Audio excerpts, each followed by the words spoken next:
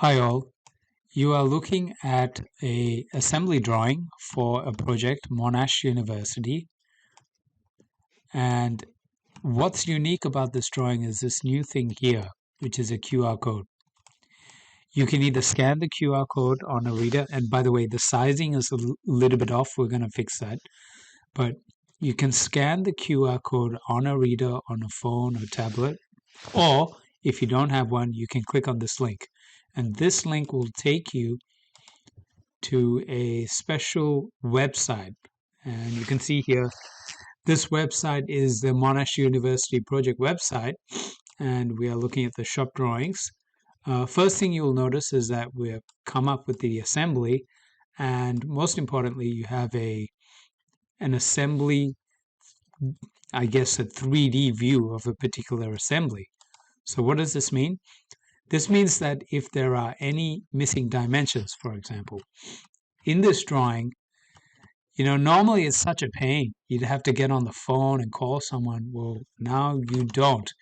You have the assembly here, and you can spin around. This will help you with visualizing things.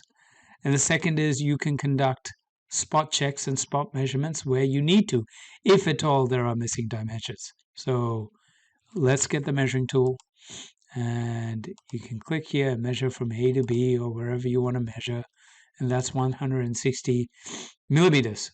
The second thing that's really important is that every link, if you look carefully at this link here, it has something here. It has a revision number. Revision number is B, excuse me. Has a revision number B and an assembly number, which is B8. So let's focus on the revision number B here.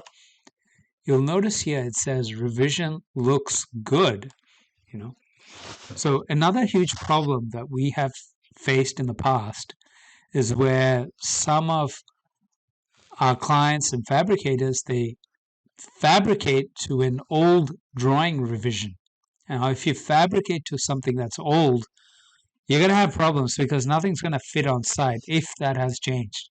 So this will tell you whether you're using the latest drawings or not. Let us suppose, for example, that we have scanned in revision number A. You can see it's revision B here, but let's suppose we scan in revision A. So I'm going to manually edit this and pretend that we scanned the wrong drawing, and then you'll immediately come up with a warning here. Warning, you're using revision A, but you should be using revision B. So hopefully this, just by scanning alone, will save you a lot of headaches. But let's go back here. Now suppose you do have a problem that you cannot measure your way up. Well, the next best thing to do is to mark it up. So you can add markups, and you can take a photo with a camera. I mean, you've got the option here of taking a photo. In this case, you take a photo of the drawing you're looking at, and then you can mark things up.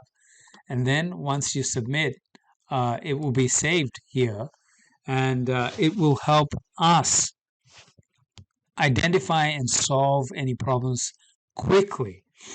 One of the biggest difficulties we have is when someone picks up the phone and calls us, and you have this painful back and forth. First of all, what drawing are they using? What revision number?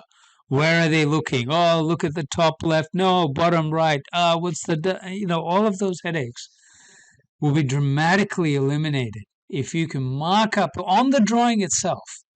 And then we can see and we can get back to you with a quick response that's unambiguous. So this is all very experimental. So we want to roll this out, and I think in future we would be able to have checklists and ITPs and interesting ways that we can use these type of tooling to help make things easier or faster, hopefully, and open up a conversation on where this type of thing can help you.